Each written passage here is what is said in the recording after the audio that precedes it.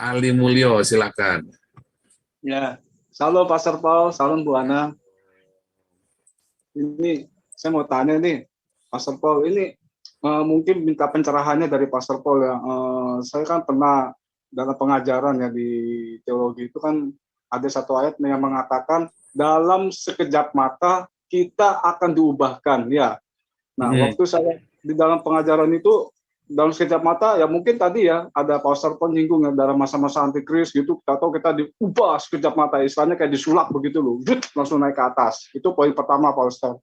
Yang ini yang kedua, yang dimaksud kedatangan Tuhan Yesus seperti pencuri itu apakah ini dikhususkan yang di luar anak-anak Tuhan, apa anak-anak Tuhan diberitahu apa kedatangan Tuhan itu tidak seperti pencuri yang khusus buat kita yang percaya kepada Tuhan gitu. Karena dalam pengajaran pun juga saya menerima kayak begini nih gitu loh, Pastor Paul. Nah ini yang ketiga, cuma ketiga poin aja Pastor Paul. Ini kedatangan Tuhan Yesus ini di dalam pengajaran saya juga nih ya di teologi itu kedatangan Tuhan Yesus itu di hari-hari Sukot, Pesa, Shavuot. Itu katanya berkisaran di antara hari-hari itu kemungkinan dia akan datang. Nah, ini bagaimana? Saya mohon pencerahannya dari Pastor Paul. Terima kasih. Ya, kalau saya simpel saja ya. Namanya sekejap mata ya sekejap mata. Jadi waktu itu kalau kita lihat di dalam Wahyu itu kan ada dua saksi Allah itu nanti mati, ya kan? Mati 3 hari lalu dibangkitkan. Nah, jadi kalau dua saksi Allah itu kemarin kan saya bilang dua saksi Allah ini adalah orang Yahudi dan orang Kristen. Itulah dua saksi. Satu yang punya commandment of God, Torah, yaitu orang Yahudi, dan punya testimony of Jesus Christ, Wahyu 12 ayat yang terakhir. Ya. Dan orang Yahudi, hubungan orang Yahudi dengan orang Kristen adalah seperti pohon zaitun dengan batang ranting yang dicangkokkan. Ya, itu ada di dalam Zakaria 11. Dalam Wahyu 11 juga disebutkan juga. Ya. Dalam Roma 11 juga disebutkan juga. Ya, dua saksi Allah, Wahyu 11 juga disebutkan. Itu Roma, dua saksi itu Roma 11 ya kalau salah ya, Roma 11. Nah, itu juga disebutkan. Jadi dua saksi Allah itu adalah orang Yahudi dan orang Kristen. Lalu kita melihat ya sangkakala terakhir 1 Korintus 15 ayat 52. Itu sangkakala terakhir loh. Sangkakala yang ketujuh. Ketika sangkakala ketujuh itu dibunyikan baru itu datang Yesus. Dan itu baru ada rapture. Baru kita semua yang mati dibangkitkan, yang masih hidup diubah dalam sekejap mata. Tapi itu setelah antikristus sudah merajalela. Lalu ngapain Tuhan datang? Yesus datang waktu sangkakala terakhir dibunyikan. Datang sambil menghukum si Imam Mahdi ini. Imam Mahdinya Islam itu dihukum dan membasmi Islam dari muka bumi. Dibasmi Islam dari muka bumi oleh Yesus Kristus.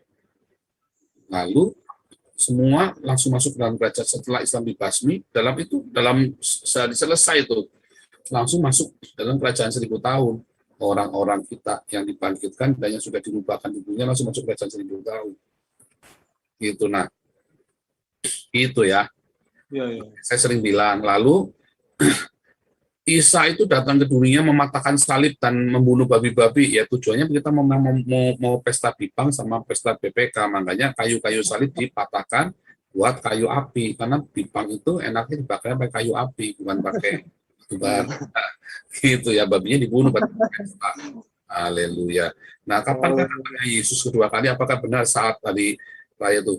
Ya boleh kalau mau dicocok-cocokin, karena hari raya Sangkakala itu ya, Sangkakala terakhir dibunyikan itu, ya namanya hari raya Sangkala, memang itu prosasana hari raya Sangkakala. Ya bisa jadi, karena hubungannya dengan hari raya Sangkakala kan. Bisa jadi, cuman kan kita nggak ngerti, itu kan baru dugaan-dugaan. Nah, gitu ya, jadi itu penafsiran kalau itu. Jadi bisa iya, bisa enggak. Lalu kapankah datang? Ya pokoknya ayat itu berkata, kita disuruh berjaga-jaga. Kalau tuan rumah tahu pencuri akan datang, makanya berjaga-jaga. Kan kita sudah kasih tahu, cuman hari tepatnya kita nggak tahu kapan, tapi tanda-tandanya, yang tanda-tandanya sudah jelas, ya kan? Dan tanda-tandanya sudah jelas, yaitu di dalam generasi kita. Kapan kita nggak tahu. Ya kita jaga-jaga saja, siap-siap, jangan lengah, ya. Iya, iya. Itu tadi Oke. sakal diri pikul salib, supaya di hari H itu kita sudah siap, ya. Dan kita sudah tahu melihat ya pelajaran tentang itu ya, Kakidian. Nah, saya cerita tentang Kakidian, 5 gadis yang bodoh dan 5 gadis yang bijak. Ya, Kakidian, siapkan apa itu Kakidian? Pelita kita supaya menyala, bagaimana? Ya kita harus salib, karena bahan bakarnya minyak zaitunnya harus selalu ada, yaitu apa? Yaitu daging kita yang disembelih, sunat hati kita. Itulah nanti yang menjadi bahan bakar kesaksian hidup kita. Itulah Kakidian yang kita harus menyala. Kalau kita nggak setia, Anda boleh bertobat, tapi itu semata ngaku-ngaku Yesus, tapi Anda tidak punya kesaksian dalam hidup kita. Nggak punya kesaksian. Lalu Anda harus baru mulai bersaksi ketika Yesus sudah mau, Anda baru bersaksi terlambat.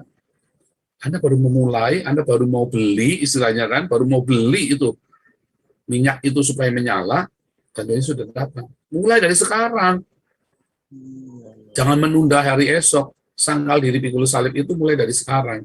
Supaya hidupmu, kalau saya merinding ngomong begini ya. Ya, karena kak saya dulu bodoh nggak ngerti ini. Ya, hubungannya betapa bahayanya kalau Anda menunda ketika Anda menyangkal diri pikul salib. Jangan kau tunda. Jadi begitu Anda hari ini lagi difitnah, saudara-saudara, berbahagialah. Kesempatanmu hari ini buat menerima baptisan api itu. Kesempatan sekarang, ya, this is the time. Dan Anda tinggal memutuskan, aku mau sangkal diri. Dan minta Roh Kudus tolong aku. Sangkal diri, difitnah, haleluya. Difitnah, orang yang fitnah dijak makan. Sekalian, kalau Anda punya uang, orang fitnah dijak makan sekalian. Kalau saya mah begitu. Beri makan beri makan musuhmu, berilah makan bila seru lapar. Makanya kita kasih makan tiap hari. Ya, Amin. luar biasa. Gitu ya. Makasih Pastor buat pencerahannya. Silakan Bang Sanggam. Silakan Bang Sanggam. Iya Pak. Ya. Oke. Tadi diberitahu tentang 2 saksi Allah, yaitu diidentifikasi dengan Kristen dan Yahudi. Nah, pertanyaan saya adalah, apakah Kristen yang Yahudi itu mewakili atau semua orang Kristen dibunuh dan Yahudi semua dibunuh? Bagaimana sistemnya itu Pak pada saat itu nanti terjadi? Jadi nggak dibilang semua ya, tapi dibilang 2 saksi Allah itu adalah Wahyu 12 ayat yang terakhir. Ya, itu 2 saksi Allah itu adalah, itu nanti sudah pernah saya ceritain ya, 2 saksi Allah itu siapa ya. Bahwa 2 saksi Allah adalah orang-orang yang punya kesaksian Yesus. Siapa? Kita, orang Kristen. Dan punya perintah Allah. Siapa? Orang Yahudi. Karena orang Kristen tidak melakukan Torah lagi. Yang melakukan Torah itu orang Yahudi. Nah, lalu di dalam ya Wahyu 12 kita terakhir. Ya, ya. Maka marah naga itu kepada perempuan lalu memerangi keturunannya yang lain menuruti hukum-hukum Allah dan memiliki kesaksian Yesus. Nanti kalau di dalam Wahyu 2 saksi Allah dan disebut lagi 2 kali ya, saya lupa satu ayatnya lagi di mana disebut lagi yang memiliki hukum Allah dan kesaksian Yesus. Dan 2 saksi Allah ini adalah orang yang punya hukum Allah, ya. Kalau nggak salah di Wahyu 18 juga deh, Wahyu 18 atau 19 ya. Oh bukan, 2 saksi Allah itu Wahyu 17, Wahyu 11 ya. Wahyu 11 ayat yang ke-3. Oh, bukan, 2 saksi itu ayat 3 dan 4 ada tulisannya orang-orang yang punya kesaksian, yang menurut hukum Allah dan kesaksian Yesus. Ya, nanti kesaksian Yesus. Sebentar ya. Jadi benar-benar mewakili ya Pak, satu Ya. orang Kristen, satu Yahudi gitu ya Oh, Pak? bukan satu. Itu nggak disebut satu orang loh. Bukan satu orang loh. Itu satu komunitas loh. Satu grup. Orang Yahudi itu satu. Orang Kristen itu satu. Bukan satu Paul, bukan. Tapi orang Kristen itu satu. Itu orang Kristen dan orang Yahudi. Itu namanya 2 saksi Allah. Artinya itu ada 2 kelompok. Dan itu dibunuh kan. Dan itu kan dibunuh. Dengan orang-orang Yahudi kan diburu kan. Orang Kristen kan ya, yang mengalami persekusi paling dahsyat dari zaman Abraham sampai dengan hari ini, yaitu orang Yahudi dan orang Kristen. Itu 2 kelompok manusia yang mengalami persekusi paling dahsyat sepanjang sejarah, Oh, yaitu orang Yahudi dan orang Kristen. Dan itu nanti akan terjadi sampai akhir zaman. Ya, oke, siap Pak. Clear Pak. Thank you Pak. Jadi dua komunitas ya Pak? komunitas Yahudi dan komunitas Kristen. Lebih dari Ya. satu yang pasti. Ya, makasih Pak infonya Pak.